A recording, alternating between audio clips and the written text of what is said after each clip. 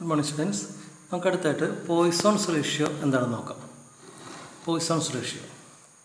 When a material is stretched in one direction, it tends to compress in the direction perpendicular to that of the force applied and vice versa. ഒരു example പറയുകയാണെങ്കിൽ a rubber band tends to become thinner when it is stretched. Rubber band നമ്മൾ വലിക്കുമ്പോൾ length കൂടുമായിരിക്കും, പക്ഷേ അതിൻ്റെ കട്ടി, അതിൻ്റെ diameter എന്നൊക്കെ പറയുന്നത് കുറയുന്നതായിട്ട് കാണാൻ പറ്റും. അപ്പോൾ അതങ്ങനെ നോക്കാം. ഒരു സീലിങ്ങിൽ ഒരു റോഡ്, മെറ്റാലിക് റോഡ് ഹങ് ചെയ്താക്കിയാണ് നമ്മൾ ഈ ഏരിയയിൽ കൂടി ഫോഴ്സ് അപ്ലൈ ചെയ്യുമ്പോൾ, ഫോഴ്സ് അപ്ലൈ ചെയ്യുന്നതിന് മുമ്പായിട്ട് ഡയമീറ്റർ ഡി ആണ്, ലെങ്ത് എൽ ആണ് നോക്കാം. ഫോഴ്സ് അപ്ലൈ ചെയ്ത് കൊടുക്കുന്ന സമയത്ത് ലെങ്ത് അല്പം കൂടും, ഈ ലെവലിൽ നിന്ന് അല്പം കൂടി, ഡെൽറ്റ എൽ ഉണ്ടായി അവിടെ.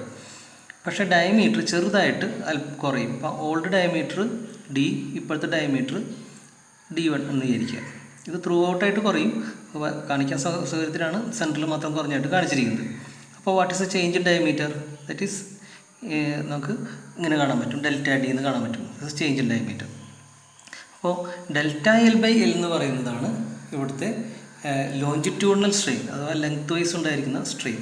എന്നാൽ ഡെൽറ്റ ഡി ബൈ ഡി എന്ന് പറയുന്ന ഒരു ടേം കാണാൻ പറ്റും, അതും ഒരു സ്ട്രെയിൻ ആണ് അല്ലേ. അതിനെ ലാറ്ററൽ സ്ട്രെയിൻ എന്ന് പറയും. അങ്ങനെ രണ്ടുതരം സ്ട്രെയിൻ വരും, ലോഞ്ചിറ്റ്യൂഡിനൽ സ്ട്രെയിനും ലാറ്ററൽ സ്ട്രെയിനും. ഇതിനടുക്കുള്ള ഒരു റേഷ്യോ ആണ് ആക്ച്വലി ഈ പോയിസോൺസ് റേഷ്യോ.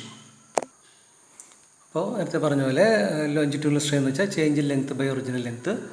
ലാറ്ററൽ സ്ട്രെയിൻ എന്ന് പറയുന്നത് change in diameter by original diameter, that is delta D by D. ഇനി പോയിസോൺസ് റേഷ്യോ എന്താണെന്ന് നോക്കാം. പോയിസോൺസ് റേഷ്യോ സിഗ്മ എന്ന ലെറ്റർ വെച്ചാണ് റെപ്രസെൻറ്റ് ചെയ്യുന്നത്. That's a ratio of lateral strain to longitudinal strain. അപ്പോൾ lateral strain ന്യൂമറേറ്ററിൽ എടുക്കുക, ലോഞ്ചിറ്റ്യൂഡിനൽ സ്ട്രെയിന് ഡിനോമിനേറ്ററിൽ, ഡെൽറ്റ എൽ ബൈയിൽ ഡിനോമിനേറ്ററിൽ കൊടുക്കുക. അപ്പോൾ അങ്ങനെ കിട്ടുന്ന റേഷ്യോനെയാണ് നമ്മൾ പോയിസോൺസ് റേഷ്യോ എന്ന് പറയുന്നത്. അത് ഈ രീതിയിലൊന്ന് മാറ്റി എഴുതാവുന്നതാണ്. L into delta D divided by D into delta L എന്ന രീതിയിൽ നമുക്ക് പോയിസോൺസ് റേഷ്യോനെ എഴുതാൻ പറ്റും. ഈ റേഷ്യോക്കും യൂണിറ്റ് ഇല്ലയെന്ന് കാണാൻ പറ്റും, കാരണം ഇവിടെ ലെങ്ത്തുകൾ തമ്മിൽ ഡിവൈഡ് ചെയ്യാണ്. അപ്പോൾ യൂണിറ്റ് ഇല്ലാത്തൊരു ക്വാണ്ടിറ്റിയാണ്. ഇനി നമുക്ക് അടുത്ത ടോപ്പിക്കിൽ നോക്കാം. Elastic potential energy in A stretched string. ഒരു സ്ട്രിങ് സ്ട്രെച്ച് ചെയ്യുമ്പോൾ നമ്മൾ ചെയ്യുന്ന വർക്ക് ഡൺ, സ്ട്രെച്ച് ചെയ്യാൻ വേണ്ടി വർക്ക് ചെയ്യണമല്ലോ, സാധനം വലിക്കാൻ വേണ്ടി നമ്മൾ വർക്ക് ചെയ്യണം അല്ലേ. ആ വർക്ക് ചെയ്യുമ്പോൾ ആ വർക്ക് ഡൺ എന്തായിട്ട് മാറും? ആ ഇലാസ്റ്റിക് മെറ്റീരിയൽ ബോഡിയിലെ പൊട്ടൻഷ്യൽ എനർജി ആയിട്ട് മാറുന്നതായിട്ട് കാണാൻ പറ്റും.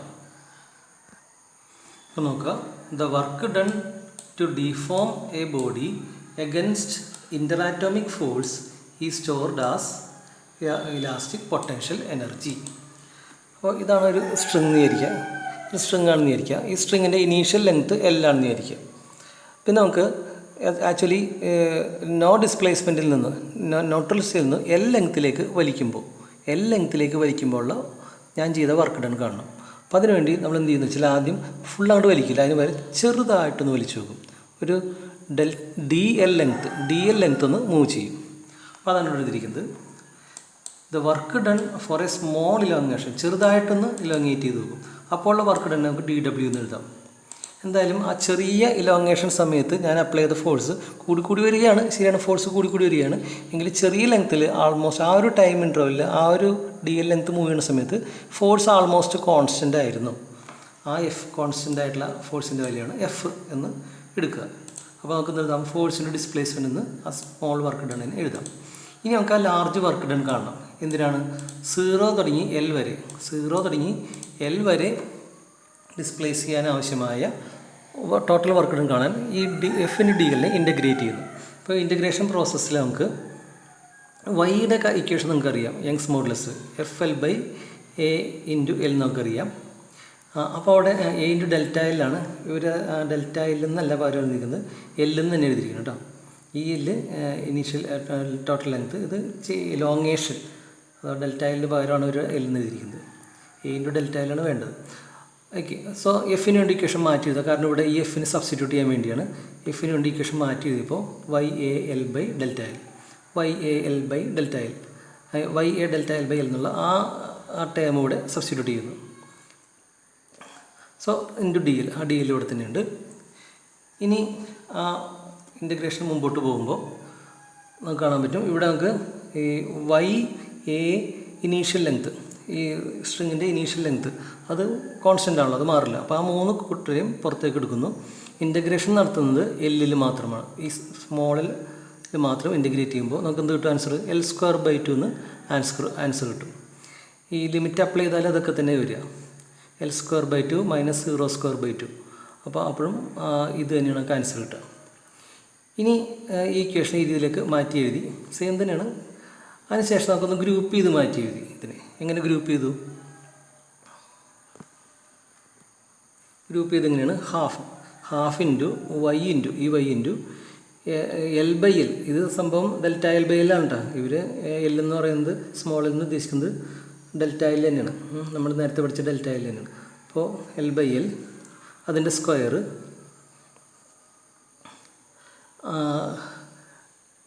ഇൻറ്റു AL എന്ന് കൊടുത്തിരിക്കുന്നത്. ഇവിടെ ചെറിയ പ്രിൻ്റ് മിസ്റ്റേക്ക് ഉണ്ട് കേട്ടോ. ഈ എഴുതിയിരിക്കുന്ന എക്ക് ശേഷം എഴുതിയിരിക്കുന്ന എല്ലില്ല, അത് ക്യാപിറ്റൽ എല്ലാണ്. എങ്ങനെ ക്യാപിറ്റൽ എല്ല് വന്നു വെച്ചാൽ ഡിനോമിനേറ്ററിൽ എല്ലല്ലേ ഉള്ളൂ, L² ഇല്ലല്ലോ. അപ്പോൾ അവരെന്ന് വെച്ച് കഴിഞ്ഞാൽ ഡിനോമിനേറ്റർ ഒരു എല്ലുണ്ട്, ക്യാപിറ്റൽ എല്ലുണ്ട് മൾട്ടിപ്ലൈ ചെയ്ത്, ന്യൂമറേറ്ററിലും ക്യാപിറ്റൽ എല്ലുണ്ട് മൾട്ടിപ്ലൈ ചെയ്ത്, അപ്പോൾ കുഴപ്പമില്ല. അപ്പോൾ അങ്ങനെ ഡിനോമിനേറ്ററിൽ വന്ന എക്സ്ട്രാ ക്യാപിറ്റൽ എല്ലാണ് ഇവിടെ L² ആക്കിയത്. ന്യൂമറേറ്ററിൽ ആൾറെഡി സ്മോൾ L² ഉണ്ടല്ലോ, അപ്പോൾ രണ്ടും കൂടി ചേർത്ത് L/L ദ ഹോൾ സ്ക്വയർ മതി. ഇവിടെ വന്ന extra capital L in the numerator, ഇവിടെ ക്യാപിറ്റൽ എൽ എന്നാണ് എഴുതുന്നത് കേട്ടോ. ഇതിനകത്ത് എന്താ പ്രിൻറ്റിംഗ് മിസ്റ്റേക്കാണ്. അപ്പോൾ half into Young's modulus, Y എന്ന് പറയുക യങ്സ് മോഡുലസ് ഇൻറ്റു നമുക്കറിയാം Δ/L/L എന്ന് പറയുന്നത് എന്താണ്? സ്ട്രെയിൻ അല്ലേ. So strain square into area into length. നേരത്തെ പറഞ്ഞ ഈ ലെങ്ത്ത് ഇൻറ്റു ഈ ഏരിയ, ലെങ്ത്തിൻ്റെ ഏരിയ എന്ന് പറയുന്നതാണ് ഇതിൻ്റെ വോളിയം അല്ലേ. ഈ സ്ട്രിങ്ങിൻ്റെ വോളിയമാണ്, ആ സിലിണ്ടറിക്കൽ ഷേപ്പിനുള്ള വോളിയം. അതാണ് ഏരിയ ഇൻറ്റു ലെങ്ത്ത് ക്യാപിറ്റൽ എന്ന് പറയുന്നത് നമുക്ക് വോളിയമായിട്ട് എടുത്തിരിക്കുന്നത്. So it is half into Young's മോഡുലസിനൊക്കെ സ്ട്രെസ് ബേസ് സ്ട്രെയിൻ എഴുതാമല്ലോ. അതിവിടെ സ്ട്രെയിൻ സ്ക്വയർ ആണ്, ഇത് വോളിയമാണ്. ഒരു സ്ട്രെയിനോട് ക്യാൻസൽ ചെയ്ത് പോകും. അപ്പോൾ നമുക്ക് half into stress into strain into volume എന്ന് വർക്ക് ഡണ്ണിന് ഇക്വേഷൻ കിട്ടും. ഓക്കെ, ഇനി ഈ വർക്ക് ഡൺ എന്തായിട്ട് മാറുമെന്ന് പറഞ്ഞാൽ this work done is equal to elastic potential energy. ചെയ്ത വർക്ക് ഡൺ നഷ്ടപ്പെടില്ല, എനർജി ആയിട്ട് മാറുമെന്നാണ് പറയുന്നത് അല്ലേ. ഇവിടെ ഇതിൻ്റെ സ്ട്രെച്ചൽ സ്റ്റേജിലുള്ള എൻ്റെ പൊട്ടൻഷ്യൽ എനർജി ആയിട്ട് മാറും. അപ്പോൾ നമ്മൾ എന്ത് ചെയ്യും? Elastic potential energy is equal to അതിന് U എന്ന ലെറ്റർ കൊടുക്കും. സെയിം ഇക്വേഷൻ കൊണ്ട് എഴുതുന്നത് half into stress into strain into volume. അപ്പോൾ ഈ ഇക്വേഷൻ നമ്മൾ ഓർത്തിരിക്കണം കേട്ടോ. Half into stress into strain into volume, ഇതാണ് ഇലാസ്റ്റിക് പൊട്ടൻഷ്യൽ എനർജി. ഇനിയല്ല നമ്മൾ കണ്ടുപിടിക്കേണ്ടത്, അതിപ്പോൾ ഇത്രയും സ്ട്രെച്ച് ചെയ്ത് വലിഞ്ഞ് നിൽക്കുമ്പോഴുള്ള എനർജിയാണ് ഉദ്ദേശിക്കുന്നത്. ഇനി യൂണിറ്റ് വോളിയത്തിൽ ഈ സിലിണ്ടറിൻ്റെ തന്നെ 1 മീറ്റർ ക്യൂബ് വോളിയത്തിൽ എത്ര എനർജി സ്റ്റോർ ചെയ്തിട്ടുണ്ടാകും? ഇതാകെ ആ റോഡിനകത്ത് സ്ട്രിങ്ങിനകത്ത് സ്റ്റോർ ചെയ്ത എനർജി. അതിനകത്ത് യൂണിറ്റ് വോളിയത്തിൽ എത്ര എനർജി സ്റ്റോർ ചെയ്തിട്ടുണ്ടാകും എന്ന് കാണാനായിട്ട് ടോട്ടൽ എനർജിയെ ടോട്ടൽ വോളിയം കൊണ്ട് ഡിവൈഡ് ചെയ്താൽ മതി. അപ്പോൾ ഈ വോളിയം ഡിവൈഡ് ചെയ്യുമ്പോൾ വോളിയം വെട്ടിപ്പോവും. അപ്പോൾ എന്താവും? Half stress into strain, that is small u എന്ന് എഴുതിയാണ് കേട്ടോ. ദാറ്റ് ഈസ് ടോട്ടൽ എനർജി അല്ല, എനർജി പെർ യൂണിറ്റ് വോളിയം. ഇനി ഇതിൻ്റെ ആപ്ലിക്കേഷൻസ് നമ്മളിതൊക്കെ പഠിക്കണോണ്ട് എന്താ അതിൻ്റെ ഗുണം? നമുക്ക് എവിടെയൊക്കെ ഇത് ഉപയോഗിക്കാൻ പറ്റും? നമുക്ക് കൺസ്ട്രക്ഷനിൽ ഉപയോഗിക്കാൻ പറ്റും. ഒരു എൻജിനീയർ ആകുകയാണെന്നുണ്ടെങ്കിൽ ഒരു ക്രെയിൻ ഡിസൈൻ ചെയ്യുമ്പോൾ ആ ക്രെയിനിൽ ഉപയോഗിക്കുന്ന ഇരുമ്പിൻ്റെ റോപ്പ് എത്ര വലിപ്പമുള്ളതായിരിക്കണം? ആ റോപ്പ് ഉണ്ടാക്കാനുള്ള ഓരോ സിംഗിൾ സ്ട്രാൻഡ് സ്ട്രിങ്ങിന് എത്ര യങ്സ് മോഡുലസ് ഉള്ള സ്റ്റീൽ വാങ്ങണം? അത് അങ്ങനെയുള്ള കാര്യങ്ങളൊക്കെ ഡിസൈൻ ചെയ്ത് ഇംപ്ലിമെൻറ്റ് ചെയ്യുമ്പോൾ ഈ ഇലാസ്റ്റിക് നേച്ചറൊക്കെ വേണ്ടി വരും. അതല്ലെങ്കിൽ ഒരു കോൺക്രീറ്റ് ബിൽഡിംഗ് ഉണ്ടാക്കുമ്പോൾ അതിന് എത്ര കമ്പികൾ ഇടണം, എത്ര ലെങ്ത്തിലും എത്ര ബ്രെഡ്ത്തിലും തിക്നെസ്സിലും വാർത്ത് കഴിഞ്ഞാൽ ആ വീട് അല്ലെങ്കിൽ ആ ബിൽഡിങ് സ്റ്റേബിളായിട്ട് കുഴപ്പമില്ലാണ്ട് നിന്നോളും. ഇതൊക്കെ ഡിസൈനിങ്ങിന് വേണ്ടിയാണ് ഇതൊക്കെ പഠിക്കുന്നത് തന്നെ പിന്നീട് കാലത്തൊക്കെ വേണ്ടി കേട്ടോ. അപ്പോൾ നമുക്ക് ഈ ആപ്ലിക്കേഷൻ അടുത്ത ക്ലാസ്സിൽ നോക്കാം.